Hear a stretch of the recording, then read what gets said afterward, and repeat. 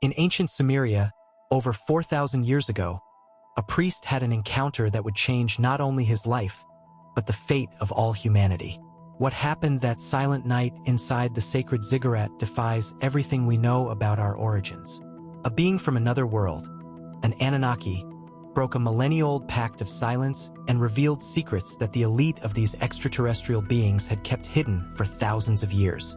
Genetic experiments, human clones, mass abductions, and disturbing plans for the future of the human race were exposed in detail.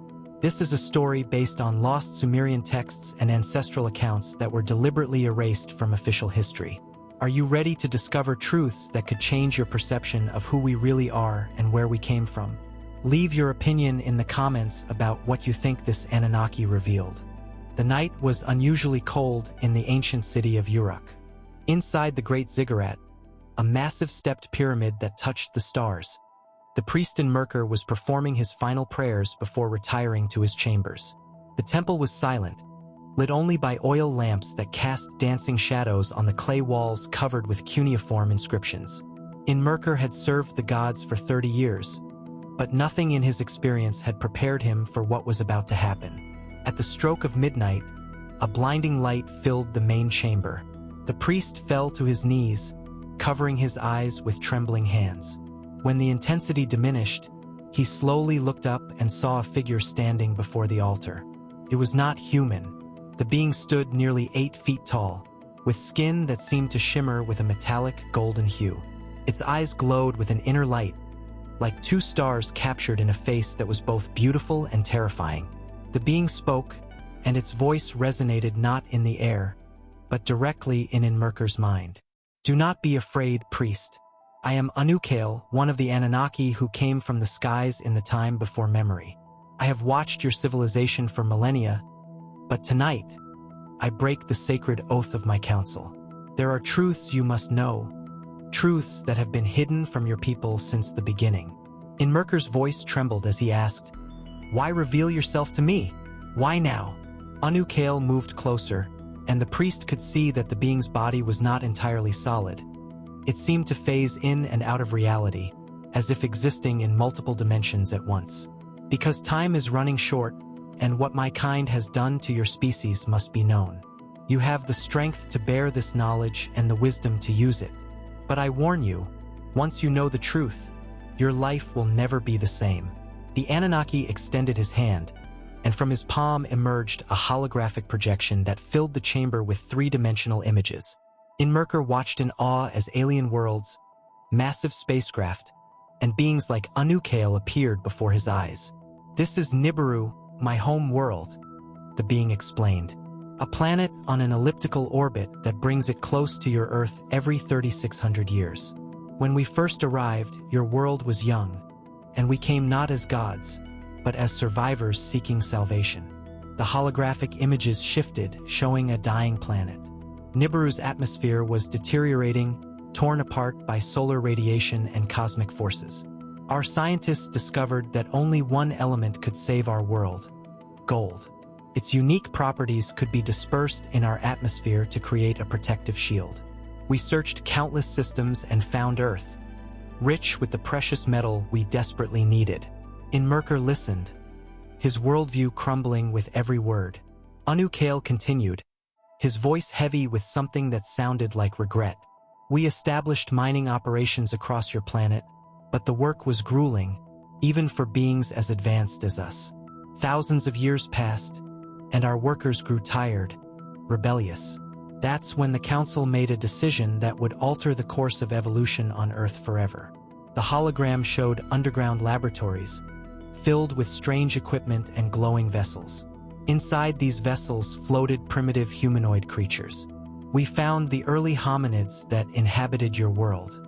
Using our advanced genetic technology, we combined their DNA with our own. The result was you, Homo sapiens, a hybrid species strong enough to work the mines, intelligent enough to follow complex instructions, but limited enough to never challenge our authority." The priest felt his stomach turn. "You mean we were created as slaves?" Anunnaki nodded slowly. "Yes, the ancient texts your people revere, they speak of gods creating man from clay. The clay represents the primitive genetic material. We were the gods your ancestors worshipped, but we were never divine. We were simply more advanced, and we exploited that advantage. The images became darker, showing failed experiments. Creatures that were neither human nor Anunnaki, twisted forms that suffered and died in those ancient laboratories. Not all attempts succeeded. Many hybrids were unstable, their bodies rejecting the genetic modifications. These failures were destroyed, their existence erased from history. But eventually, we perfected the process, and your ancestors were born. In Merkur's hands clenched into fists. And what happened then? Why are you no longer openly among us? The Anunnaki's glowing eyes dimmed slightly. As generations passed, something unexpected occurred. The humans began to develop beyond our programming. You started asking questions, forming complex societies, creating art and philosophy. Some of my kind wanted to terminate the experiment. Others argued that humanity deserved a chance to evolve freely. The council was divided. What do you think about this revelation so far? Does it change your perspective on ancient history and our origins? Leave your thoughts in the comments below. Anunnakil's expression grew darker, and the holographic images shifted to show something truly horrifying. But not all of my kind agreed to leave humanity alone. A faction within the Anunnaki, led by those who see your species as property, never stopped experimenting. What I'm about to show you exists to this day, hidden beneath the surface of your world. The images revealed vast underground facilities, far more advanced than anything in the ancient world above. In these sterile chambers, human bodies floated in cylindrical tanks filled with luminescent fluid. Their eyes were closed, their faces peaceful, but something about them was fundamentally wrong. They looked human, but there was an emptiness to them, as if the spark of life had been artificially inserted rather than naturally born. These are the clones, Anunnaki explained, his voice filled with disgust. Humans are still being abducted, their genetic material harvested, their memories erased before they're returned. The clones are created for various purposes, some as replacement bodies for aging Anunnaki consciousness, others as servants who will obey without question. They are alive, but they have no true free will. They are, as your people might call them, zombies, biological machines controlled remotely. In Merkur felt bile rise in his throat. How many? How many humans have been taken? The Anunnaki's pause was answer enough. Thousands over the millennia. Most are returned and never remember their abduction. Their families notice changes, personality shifts, unexplained illnesses, but they attribute these to natural causes. The truth is far more sinister. The hologram showed humans being led through corridors by tall, shadowy figures. Their eyes were vacant, their movements mechanical. Some clones are placed back into your society, living among you, looking identical to the person they replaced. They serve as eyes and ears for the Anunnaki faction that refuses to relinquish control over Earth. They influence leaders, manipulate bloodlines, and ensure that humanity develops according to a predetermined plan. The priest's voice was barely a whisper. Can they be identified? Can we tell who has been replaced? Anunnaki shook his head. Not easily. The technology is too advanced. But there are signs, inconsistencies in behavior, gaps in memory, and inability to recall emotional connections that should be fundamental. Some humans sense it instinctively. They feel something is wrong with a loved one who returned from an unexplained absence, but they dismiss it as imagination. Before we continue with the final revelations, I want to thank you deeply for staying with us until this point. I know these truths are difficult to process, but what comes next is even more important. The best is yet to come, so stay with us. Anunnakil's form seemed to flicker, as if he was struggling to maintain his presence. Time grows short, and I must tell you why I'm risking everything to reveal these secrets. Nibiru is returning. In the coming centuries, my planet will complete its orbit and pass close to Earth once more. When it does, the faction that controls the cloning facilities and genetic experiments plans to activate a program that has been embedded in human DNA for generations. The holographic display showed a complex web of genetic markers, specific sequences that glowed brighter than others. Not all humans carry these markers, but millions do. They have been carefully cultivated through controlled breeding, through the manipulation of bloodlines that your historians call royal families or chosen peoples. When Nibiru approaches and its electromagnetic field interacts with Earth, these genetic triggers will activate. Inmerker leaned forward, desperate to understand. What will happen to those people? The Anunnaki's voice was grim. They will become receptacles. Their consciousness will be suppressed, pushed deep into their own minds, while Anunnaki consciousness takes control. It's a form of invasion without warfare, a silent takeover that will happen on a global scale. Billions of humans will suddenly find themselves sharing their bodies with an ancient, alien intelligence. The priest felt his blood run cold. And the rest of humanity? Those without the markers. Anunnakil's eyes blazed brighter. They will be at the mercy of those who have been taken. Imagine a world where your leaders, your warriors, your priests, all suddenly serve a different master. The Anunnaki faction plans to reclaim Earth not as a mining colony, but as a new home. Nibiru is dying, and they need a planet to migrate to. Earth, with its thriving biosphere and established infrastructure, is perfect. The hologram showed a terrifying future, cities where humans and Anunnaki-controlled humans coexisted, the latter in positions of absolute power. This is why I break my oath. Some of us believe humanity deserves the right to determine its own future. We gave you consciousness, intelligence, the capacity for love and creativity. These gifts were meant to serve us, but they became something more. You became truly alive, truly sentient. To enslave you now would be a betrayal of the greatest experiment we ever conducted. Anunnaki reached into a fold of light that surrounded him and withdrew several clay tablets. But these were different from any Inmerker had seen. The cuneiform inscriptions glowed faintly, as if infused with energy. These tablets contain knowledge that was forbidden even to the highest priests of Sumeria.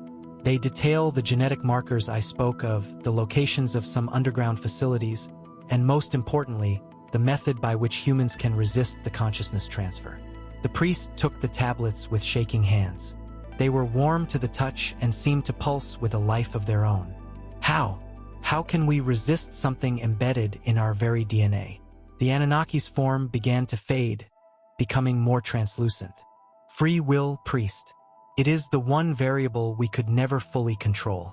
The human mind, when fully aware and fully conscious, is more powerful than you realize.